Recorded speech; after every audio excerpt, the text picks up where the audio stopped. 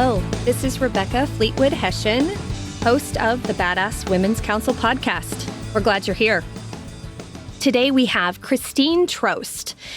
And Christine is a managing director for the Franklin Covey organization.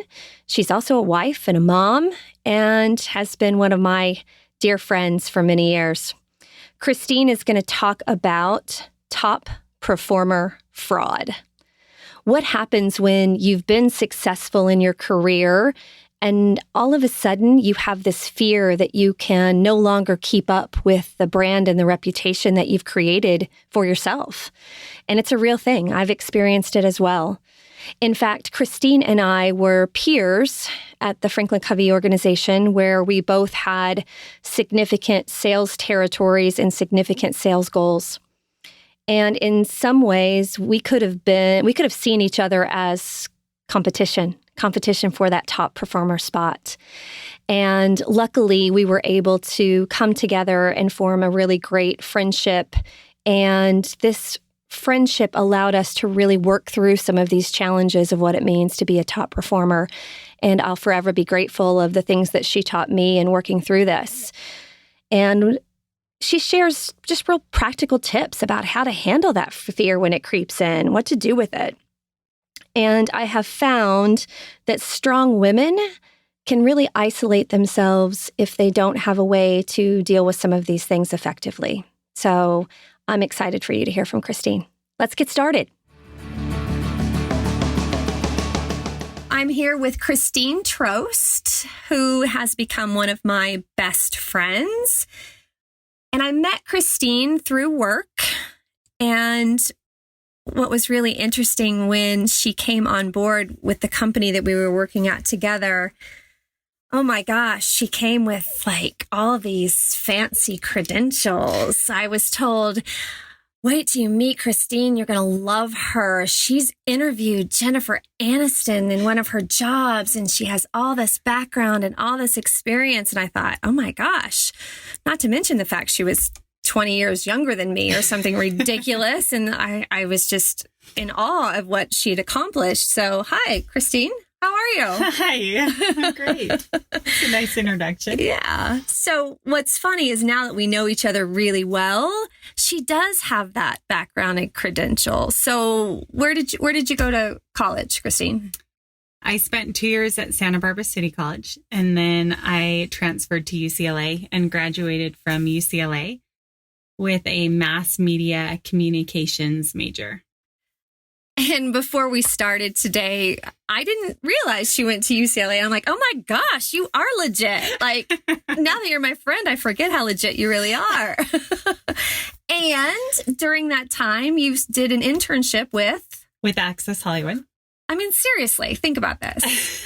And her biggest claim to fame that I was told was, oh, she interviewed Jennifer Aniston, which I thought was the coolest thing you'd ever done. Tell us a little bit about that. It was pretty cool. I think part of it is I'm not starstruck.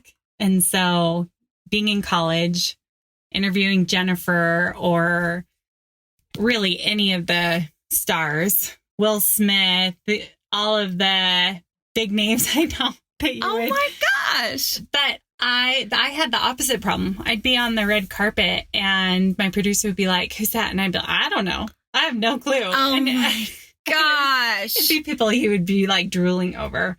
So I think actually that's what made me so good at it was I wasn't starstruck. You didn't get all flustered and, I just looked at him as you and me. People. And so when I had to interview them or talk to them, it wasn't intimidating.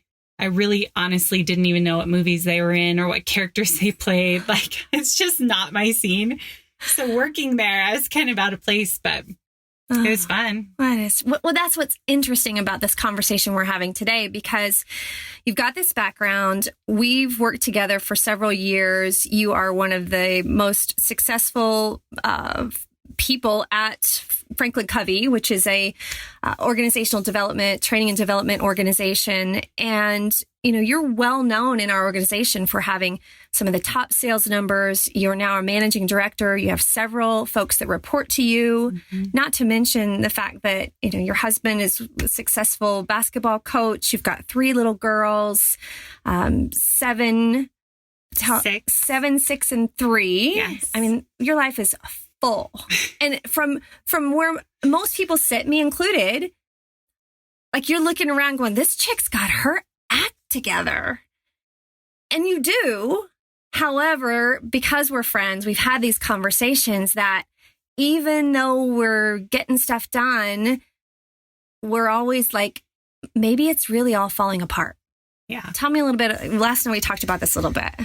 Well, I think, it's interesting, especially nowadays with social media, the way that it is. You post all the fun, happy, have your act together pictures, right? You don't post the kids melting down, you melting down, moments where your husband's off doing his thing, you're off doing your thing. You've got a million different people helping to raise your kids.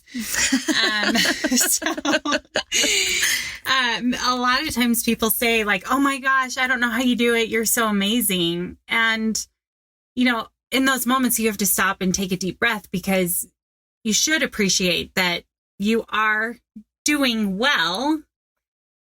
But it's also in those moments that I go, I'm such a fraud. I'm such a fraud. I mean, it's not that I'm lying. It's not that I'm not doing well, but I think, you had the same thing. Oh, I mean, when you are super successful, when you're one of the top producers, when you are well, just respected, and then when you're in sales, you get all of the accolades and everyone knows you, and everyone knows the name Christine Trost. And then it becomes this brand that you have to live up to. Yeah. And there's times where you feel like, holy crap, like, what if I'm really not the Christine Trost that they've made me out to be? Oh, yeah. So true. What if the brand is bigger than I really am? Right.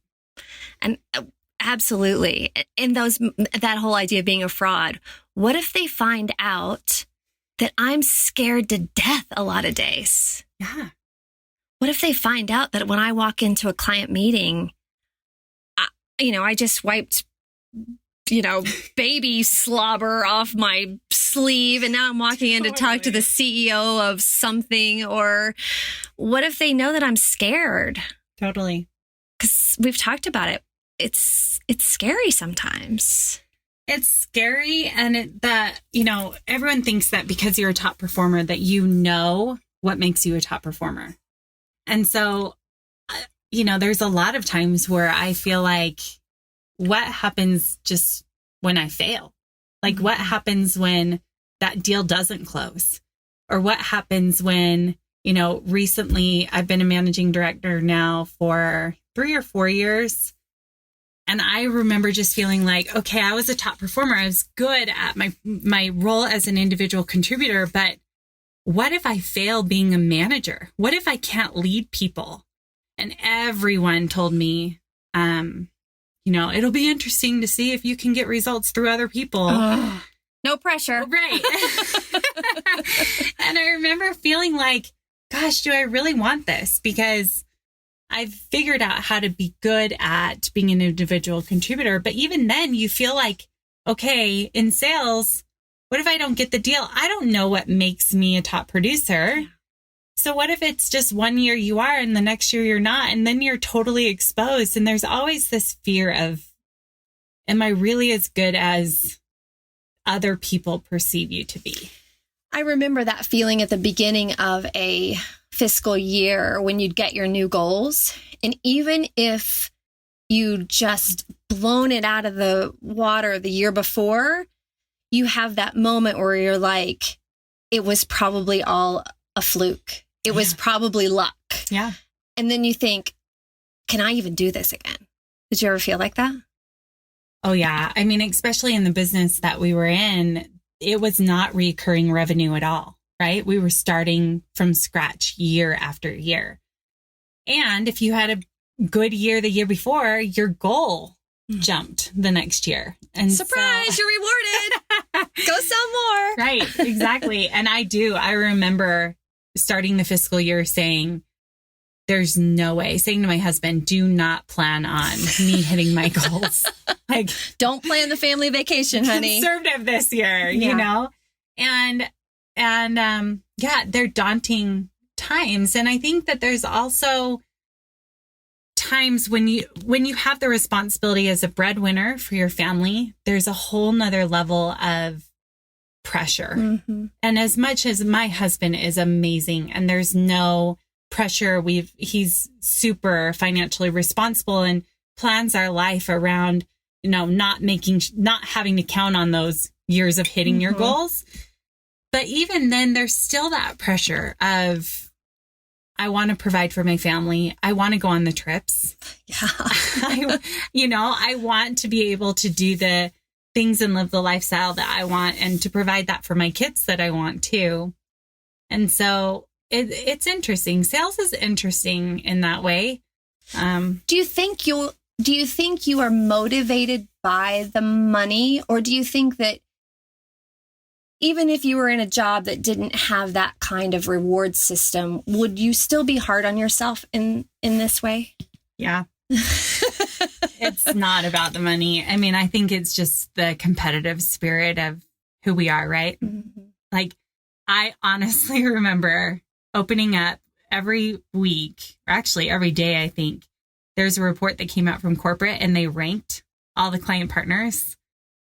And I remember opening that report and looking for Rebecca Hession's name and my name and figuring out where I was in line with you. And I felt like if I was beating Rebecca, then it was a good year. And I used to look at it and think, if I have to scroll one time, I'm failing. Because that meant you had fallen down far enough in the numbers that you were page 2. Yeah. And I would have rather died. Yeah. And there were a few times that you just have those bad moments where you had to scroll down and you think, this is it. It's over. Now everybody knows it was all luck. The last 7 years were luck. This is the year I'm exposed. It's finally happening. My brand is not true. Nope. She's just like everybody else. And, it's the moments that we get together and have those conversations that just frees me from that. Yeah. And if I find that if we don't have this time together often enough, I get in that place where if I'm not careful, I can just hunker down and hide from it. Mm-hmm. And the most freeing thing I can do is talk about it. Yeah. To talk about it and just to stay true to what's worked. And I think, you've just got to figure out what are the basic principles that you do and control what you can control and forget about the things that you can't control. Yeah. And there's more than we care to admit. Yes. Don't tell anybody, but we're both a little bit control freaks. It's a secret. So if you're listening, don't tell anybody else. We like things that we can control, right? But there are times that you just have to admit, look, I got to let this stuff go. Yes. But I love knowing that I've got people like you in my life, and I've worked hard to because as strong women,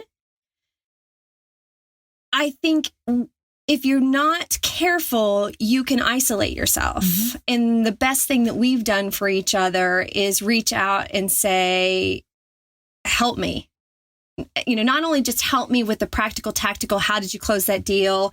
What are you doing with your sales territory? But help me get past this fear that I'm a fraud. Mm-hmm. Help me get past this, imposter syndrome that I'm not really what everybody thinks I am. And when you can laugh and just be in that moment with somebody that you respect, you realize, oh my gosh, she feels it too? Yeah. Oh, I'm fine then. And there's just comfort in that, don't you think? Oh yeah, definitely. I think, as women, we put too much pressure on ourselves.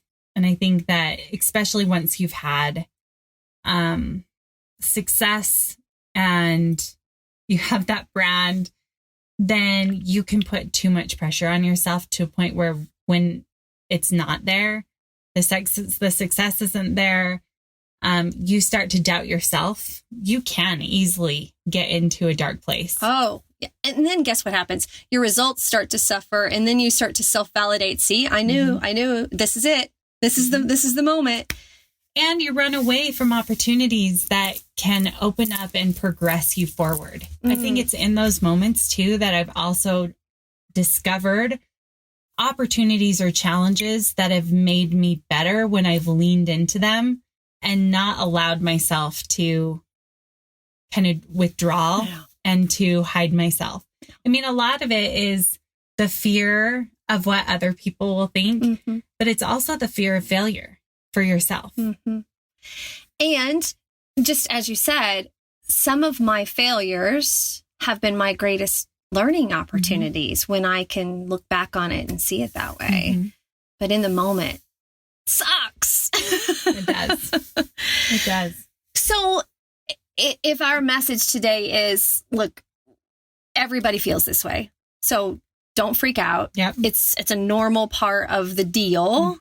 What are a couple kind of practical, tactical things that you would give advice to, say, a woman that's just starting out in her career, or maybe just now starting to feel that level of success and pressure? You said one of the things I already heard you say is, lean into the opportunities, don't retreat from them. What else would you say are some things? And the second one we've already said is, find somebody that you love and trust and can have that kind of vulnerable, authentic, this is me, let me show up as me. I love those two. What else would you add to that people could walk away with? I think part of it too is be content with where you're at. That's a good one. Because success is fleeting. And there's going to be moments where, you're at the top of the charts. And then there's going to be moments when you're not. And I think finding contentment in both is really important. And in your whole life. Yeah. I mean, you were raising 3 little girls who are amazing. Your husband, Drew, just won Coach of the... What did he win? Coach of the Year? Coach of the Year, yeah. Utah High School Basketball Association. Utah High School Basketball Association. I mean, those are great things. Your whole life, you gotta be content in all those other parts of your life and not be so focused on the job and the career. Yeah. So that's it. And with your husband in coaching, it's either you win or you lose, right? Yeah. So it's super black or white. And I've learned a lot from him in that, because he's been in the state championship game 4 times now, and he has not won that championship. And that's been really difficult. But one of the things I admire most about him and the way he faces that challenge is he really, truly believes that it'd be great to win, but that when he wins, it'll be really great. But that feeling of success, that success will be fleeting. It won't be lifelong success. It won't be something that he carries with him forever. It's not going to change who he is. And I think it's a great reminder that, in sales or, even as a leader, you get wins and you should celebrate those wins, but don't let your success in your career define who you are. Absolutely. In fact, I'm having kind of an emotional moment about that, because I had been with the company we worked together, Franklin Covey, for 17 years and decided to leave my full-time role there. And that night of my last day at 6 p.m. when I shut my laptop and I was home alone in my kitchen because I have teenagers and they were out doing their own thing, I had an identity crisis. Although I had prayed about this and planned for it, and I had given a 6-month notice, and I was confident in my decision. There was no ounce of me that didn't believe I was making the right decision. But I had this moment where I didn't know who I was if I wasn't a top salesperson and consultant for Franklin Covey. Right. Oh my gosh, now how will I identify myself? Right. And I poured a really big glass of wine and I sat down at my kitchen counter and I had a little bit of a freak out and I cried for a minute. And then I pulled myself together and I said it to myself, exactly what you just said, which I think is amazing advice. And we have to remind ourselves of that. I said, Rebecca, get it together. You asked for this, and you are not a job. You are not a career. You are a person with a whole life, and with a whole life ahead of you still. Stop it. But we do that. And I think especially when we're so goal oriented, we can get in that trap. And I love thinking about that from Drew's perspective as a coach, is that would just be championship of 2019 or 2020 or whenever that happens for him. But that's not who he is as a person in his whole life. Yeah. Gosh, that's a great reminder. That's a great reminder. That's almost like mic drop. We should just stop right there because that's super good. I like it. So thank you for being my friend and for inspiring me. And I'm glad that you looked for my name on that list and made sure that we were there together. That's super fun. All right, everyone. I hope this has been helpful to you, and we will talk to you next time. And I'm not coming down. I sure hope that you loved Christine as much as I do. And here at the Badass Women's Council, we are all about reflection and connection. So a couple of questions for you to ponder and reflect on this week as you go about being badass. One is, who can you share your fears and failures with? Do you need to intentionally look for a relationship like I found in Christine that you can have these conversations with? And the second question of the week is, have we attached too much of our self-worth with our jobs? And I know that's been a challenge for me in the past, and it's a very freeing thing when you can release that. So those are a couple of things to reflect on this week. And as always, we hope you'll join the conversation on LinkedIn, Rebecca Fleetwood Hession, and our Instagram account, the Badass Women's Council. I'm always available if you need a consultant, a coach, or a keynote speaker. Give me a shout. I'm not coming down. I never left it on the ground. I'm not coming